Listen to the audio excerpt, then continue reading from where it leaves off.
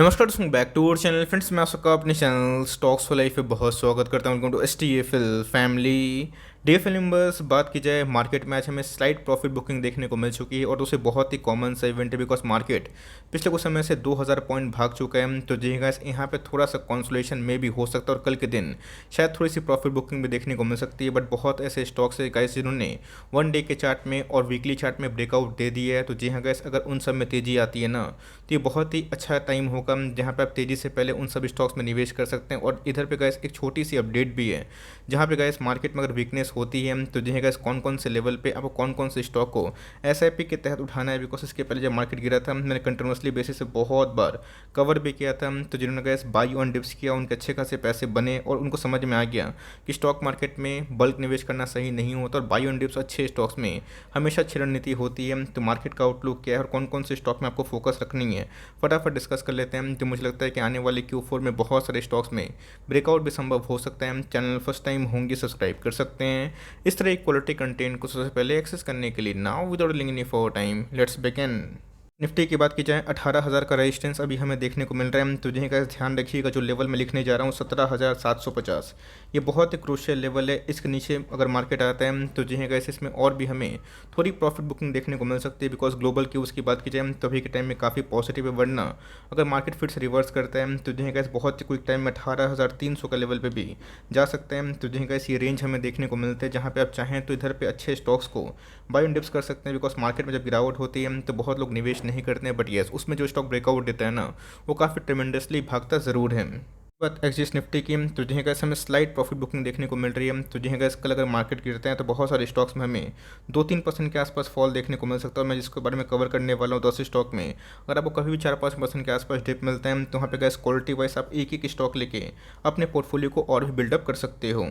तो कुछ अच्छे से याद होगा मैं थंबनेल की पैसा तैयार रखो पॉलीकैप को। और बात कीजिए हेवल्स को, पॉलीकैप को तो गाइस कल मैंने रात में ही कवर किया था और उसमें हमें 6-7% के आसपास हायर साइड देखने को मिली। और सेम दोस्तों हेवल्स को मैंने 1100 के लेवल पे कितने बार 1150 के लेवल पे आपको बाइंग की सलाह दी थी। अगर आप देखें उधर से गैस हमें फिर से 6.5% के आसपास इंटरडे हाई लगता हुआ देखने को जरूर मिला है। ध्यान रखिएगा, जब मार्केट बुल फेस में होता है, जब मार्केट में अंधाधुंध तेजी होती है, तब कोर्स गैस उस दिन ऐसा होता है जब मार्केट में प्रॉफिट बुकिंग होती है ना, कोई स्टॉक इंटरडे में 5-7% गिरते हैं और अचानक से हमें रिकवर होते हुए देखने को मिल जाते हैं। तो मेरी आपको सलाह यही होगी कि ऐसी कंपनी जो लॉन्ग टर्म में का एक सोने की खान है, 60% से पैसे बना के दिए हैं, तो मेरे हिसाब से आप चाहें तो इसमें 1200 के आसपास उससे नीचे बाइंग कर सकते हैं। इन सब कंपनी को गाइस अपने वॉच लिस्ट में लगाइए। बिकॉज लॉन्ग टर्म में जहाँ पे मौका मिलता है वहाँ पे आप चाहें तो अपनी करंट SIP कर सकते हैं और कैसे पोर्टफोलियो का एक हरा सोना स्टॉक है जहाँ पे लॉन्ग टर्म में आप आराम से अपनी पारी को खेल सकते हो।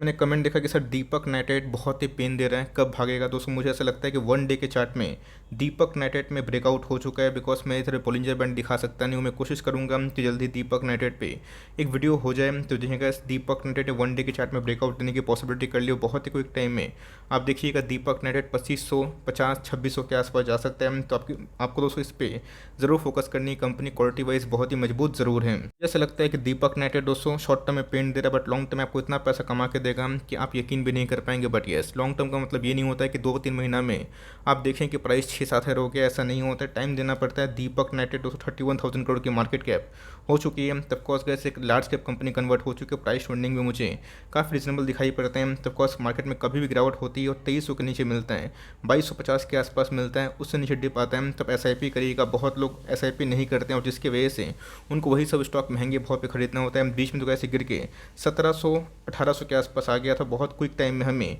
500-600 पॉइंट के आसपास रिकवरी देखने को मिल चुकी है। तो बहुत ही क्वालिटी वाली कंपनी और मुझे लगता है कि हर डिप में आप दीपक नाइट्रेट को अपने पोर्टफोलियो में जगह जरूर दे सकते हो। दोस्तों आरती इंडस्ट्रीज़ की आपने देखा कि SRF में ब्रेकआउट हो चुके हैं। विनती की बात की जाए, नवीन फ्रेंड की बात की जाए, सब में हमें उछाल देखने को मिल रहा है। बट अभी तक दोस्तों आरती इंडस्ट्री से एक ऐसा स्टॉक है ना जो मुझे लगता है कि जब ये भागेगा तो बहुत तेज़ भाग सकता है। आज की बात की जाए तो आज हमें महज 1.5% के आसपास उछाल देखने को जरूर मिला है। मार्केट प्राइस में खरीदते हैं तो मुझे खराब लेवल दिखाई नहीं पड़ता। बट यस, कभी भी गए आपको 950 या फिर उससे नीचे मिलता है, आप इसको जरूर ग्रैब कर सकते हैं। लॉन्ग टर्म का अगर आप बात देखें तो एकदम बादशाह स्टॉक है दोस्तों। इसने मैसी पैसे बना के दिया। मैं लिख के बोलना चाहूँगा 3 ईयर्स का जो कैपेक्स प्लान है 8 ईयर्स का, ये बहुत ही मजबूत है। तो फॉर लॉन्ग टर्म गए आपको घुसने का मौका मिल रहा है बिकॉज 1168 का स्टॉक है। और कब दोस्तों केमिकल में रिकवरी आ जाएगी ये आपको समझ में नहीं आएगा, इसीलिए सबसे पहले अपना जो फुट स्टेप है उसको डालना ज़रूरी है। मार्केट में आप पहले प्रवेश करें और उसके बाद SIP करें। कंपनी की बात की जाए, बहुत लोग उसको होल्ड करते हैं, बहुत ही शानदार कंपनी और गजब के बिजनेस मॉडल आपके पास हैं, आराम से कंटिन्यू करें। अभी चल नहीं रहा है बट जब भागेगा दोस्तों तो इसमें हमें अच्छी खासी उछाल देखने को ज़रूर मिलेगी। बात की जाए एस्टेल में, सुप्रीम में, इवन प्रिंस पाइप में भी आज के दिन हमें थोड़ी बाइंग देखने को मिली। मुझे लगता है कि हर एक गिरावट में आप एस्टेल को टाइमिंग ना करके इसमें आराम से बाई ऑन डिप्स कर सकते हैं। देख लीजिएगा मानसून का सीजन आने वाला है और ऑफकोर्स गैस अगर आपको प्लानिंग करनी है तो मेरे हिसाब से कम 2 क्वार्टर जो दिवाली दशहरा का टाइम होता है, ऑफकोर्स गैस एक Q4 को छोड़ दीजिए, आने वाले Q1 और Q2 आपके लिए फोकस वाला होना चाहिए बिकॉज इनके डिमांड इमर्ज हो रहे गवर्नमेंट से, इनको बहुत बेनिफिट मिलेगा बिकॉज जल से नल तक जो योजना है वो बहुत ही महत्वपूर्ण है। तो प्रिंस पाइप और एस्ट्रल आपको मैं कवर करते रहता हूँ बट इसको मैं रिपीट इसलिए कर रहा हूँ बिकॉज कंपनी बहुत ही मजबूत है, बार बार बताना मेरा फर्ज बनता, वरना लो ही कन्विक्शन बिल्ड नहीं होती है। तो कंपनी दोस्तों अभी भी अपने ऑल टाइम हाई से 500 पॉइंट के आसपास करेक्शन में मिल रहे हैं। मेरी आपको सलाह यही होगी कि आप हर 150 के डिप में इसको निवेश करें, ओवर एलोकेशन मत करिएगा, बट निवेश नहीं किए हैं तो अभी भी बहुत ही गोल्डन चांस हैं जहाँ पे आप ऐसे स्टॉक को for long term add on dips कर सकते हो। सुपरमार्ट की बात की जाए तो जी गैस हमारे सामने आंकड़े आ चुके हैं। Q4 के नंबर्स की बात की जाए, ऑफकोर्स कंपनी ने जो उनके रेवेन्यू है बता दिया है कि 17% ईयर ऑन ईयर जंप देखने को मिल रहा है, बट क्वार्टरली ऑन क्वार्टरली की बेसिस की बात की जाए वो डिक्लाइन है। तो गैस वो करेक्ट मैटर नहीं होता है बिकॉज लास्ट क्वार्टर में बहुत सारे इवेंट थे, न्यू ईयर भी था, इस बात को भूलिएगा मत। तो जी हाँ गैस एवेन्यू सुपरमार्ट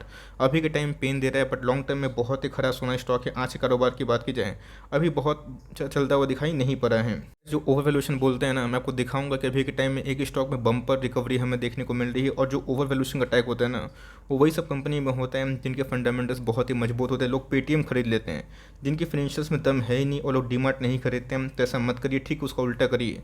देखिए किनके $1 बिलियन बैलेंस शीट है, $1 बिलियन उनके सेल्स हमें देखने को मिलते हैं, तो कंपनी बहुत ही अच्छी है। और मैं आपको दोस्तों हर एक भाव पे फ्रॉम करंट लेवल आपको निवेश करने की राय दूंगा बिकॉज ये सब कंपनी जब भागेगी ना तब को वही सब स्टॉक दोस्तों महंगे भाव पे ज़रूर खरीदना पड़ सकता है।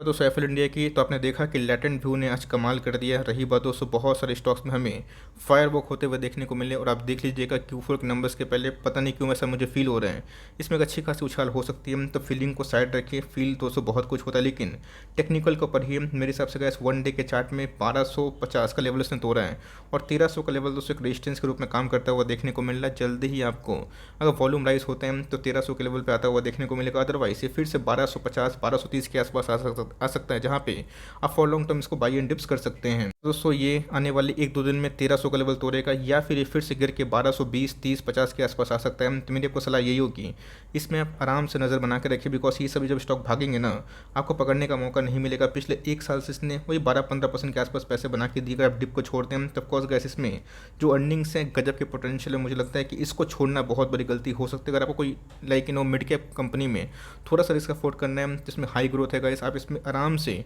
फोकस करें, वरना यही सभी स्टॉक जब भाग जाएंगे तब देखते ही रह जाएंगे। इधर पे मैंने किसका नाम लिया था, डिक्सन टेक्नोलॉजीज को मैंने क्या बताया था इसके पहले गाइस, बहुत लोग 3200 इवन 3500 में लिख के बोलना चाहूँगा इसका टारगेट दे रहे थे। मैंने आपको साफ साफ बताया कि यहाँ पे गाइस डिक्सन में कभी ब्रेकआउट पॉसिबल हो सकता है और मैंने आपको इसके पहले भी 4000-4200 के आसपास खरीदने की राय दी थी। बहुत लोगों को तो 4200 उससे महंगा लग रहा था।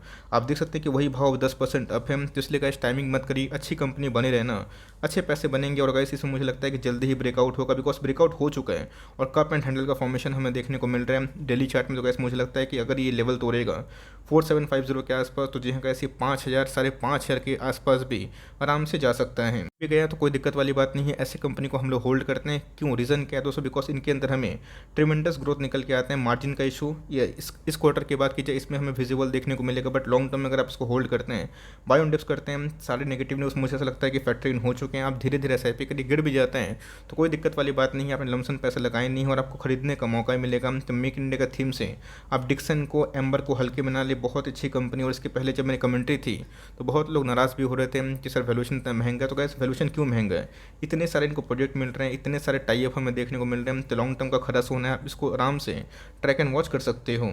मिंडा इंडस्ट्री की बीच में गैस गिर के 920 के आसपास आया भी था। मैंने वही थंबनेल लगाया था कि मिंडा को छोड़ना। उसमें गैस मैंने मिंडा की बात की जाए, लेटेंट व्यू की बात की जाए और हेवल्स की बात की जाए, इन सबको कवर किया था। और देखते देखते फिर से हमें 10% का राइस देखने को मिल रहा है। तब कोर्स ये मार्केट है, आपको मौका मिलेगा। बट मिंडा इंडस्ट्री, अगर आपको लाइक ऑटोमोटिव पार्ट में कोई स्टॉक में निवेश करना है, आप इसको ट्रैक एंड वॉच कर सकते हैं। इसमें तो गैस ये 1268 के आसपास गया था और फिर से हमें गिरावट देखने को मिली। तो कंपनी अच्छी है, बिलो 1000। ये हो गए आरती इंडस्ट्रीज हो गए, आपको लंबा पैसा छाप के दे सकते हैं। तो मेरे हिसाब से आपको सलाह यही होगी मेरी, आप ऐसे स्टॉक्स को टाइमिंग ना करें। 950 के आसपास आता है तो अपने रडार पे कम से कम रखें, और इधर मिलता है मौका, धीरे धीरे बाई करिए। मार्केट कहीं भाग नहीं रहा है, आज मार्केट गिरे कम तो कल मार्केट रिकवर भी होगा, और जब रिकवर होगा ना, यही सब कंपनी हमें अच्छी खासी उछाल देखने को जरूर दिखा सकते हैं। बात की जाए एसबीआई कार्ड्स एंड पेमेंट्स, जी हाँ गैस, मैं इसको क्यों बोल रहा हूँ, बिकॉज कार्लियल ग्रुप आपको अच्छे से पता है, एक ऐसा इन्वेस्टर जो बार बार एसबीआई कार्ड्स एंड पेमेंट्स में अच्छा खासा माल सेल कर रहे थे। और गैस आज इसमें जो 4% का फॉल हुआ है, तो कार्लियल ग्रुप ने गैस पूरा एसबीआई कार्ड्स में अपना जो स्टेक है उसको ट्रिम जरूर कर दिया है। पहले क्वार्टर के नंबर से मुझे काफ़ी प्रॉमिसिंग हमें देखने को मिले थे। तब कोर्स गैस एक जो लाइक खतरे की घंटी थी वो अभी देखने को नहीं मिल रही है। तो मेरे हिसाब से गैस ये अब उड़ान के लिए रेडी है, बिकॉज बहुत लोग इसमें निवेश नहीं कर रहे थे। रीज़न क्या था, कार्लियल ग्रुप माल को सेल कर रहा है। तब कोर्स गैस कोई माल बेचेगा तो इसके अगेंस्ट में कोई बड़ा पार्टी माल को अकोमोडेशन जरूर करेगा। तो बैंक एनबीएफसी में जैसे मैंने बताया कि अभी के टाइम में एक रैली ड्यू है, तब चाहे तो एसबीआई कार्ड्स एंड पेमेंट्स में अपनी फोकस कर सकते हैं। और 800 के भाव पे मुझे कोई भी कंपनी ये खराब लगती नहीं है, कंपनी अच्छी है। बट येस, इसमें डबल जो बॉटम है वो लगने की संभावना है। तो 800 के आसपास उससे नीचे मिले तो फॉर लॉन्ग टर्म उठा सकते हैं। कंपनी अच्छी है, होल्ड करने वाली है, आपके पास पैसे हैं तो खरीदिए, नहीं है तो इसको होल्ड करिए, कम से कम लॉस से मत बेचिए। वरना कार्लियल ग्रुप का जो एक्सिट है वो हो चुका है। तब देखना बनता है कि आने वाले कल में जो रिकवरी होगी ये अर्निंग्स पे दम पे होती है फिर नहीं होती है। तो कंपनी के अंदर काफ़ी पेनिट्रेशन है, पूरा वर्ल्ड मतलब पूरा इंडिया इनके लिए एक बहुत बड़ा मार्केट है। तो ऑफकोर्स इसी न्यूज़ की वजह से आज हमें 4% डाउन देखने को मिला, वरना ये और ही भागता है। तो कंपनी अच्छी है, और जो एक्सिट इसने किया है कार्लियल ग्रुप ने, ये इनके लिए बहुत ही पॉजिटिव न्यूज़ ज़रूर है। बात की जाए चोलामंडलम फाइनेंस, इसको मैंने बहुत बार रिसेंटली कवर करना स्टार्ट किया था 500-550 के लेवल पे, और देखते ही देखते फिर से हमें मजबूत होता हुआ देखने को ज़रूर मिला है। मेरी आपको सलाह यही होगी कि अगर आप चोलामंडलम में निवेश करते हैं तो कम से कम 3-6 महीने के लिए निवेश मत करिएगा, वरना आप अपना हाथ जला भी सकते हैं। अगर आप देखें तो मार्केट में इसने अच्छे खासे पैसे बना के ज़रूर दिए हैं, तो ब्रेकआउट के वर्ज पे हैं। तो ऑफकोर्स गैस अगर ब्रेकआउट होगा तो ये और आईसीआईसीआई बैंक कब 800 850 का हो जाएगा, आपको समझ में नहीं आएगा। तो मेरी आपको सलाह यही होगी, छोटे में एसआईपी करिए। अगर आपको 100 स्टॉक खरीदना है तो झटके में एक बार 100 स्टॉक मत खरीदिए, 10 हो गए, 5 हो गए, हर डिप में गए चोलामंडलम को फॉर लॉन्ग टर्म उठाइए। कंपनी बहुत ही अच्छी है और आपको रिवॉर्ड ज़रूर कर सकती है। तो इन सब कंपनीज़ में कौन कौन आप होल्ड करते हैं, कमेंट बॉक्स में चाहे तो लाइक को साझा कर सकते हैं। अगर वीडियो सही लगे तो एक लाइक कर दीजिएगा। चैनल फर्स्ट टाइम होंगे तो याद से सब्सक्राइब करना भूलिएगा। फर्दर कोई डाउट है उसको जरूर ड्रॉप कर सकते हैं, और कुछ रिव्यू चाहिए उसका भी नाम ड्रॉप करना भूलिएगा। I would love to make a video on your demand. Guys मिलते हैं जल्दी ही, तब तक के लिए bye. Thanks for listening friends, God bless you all.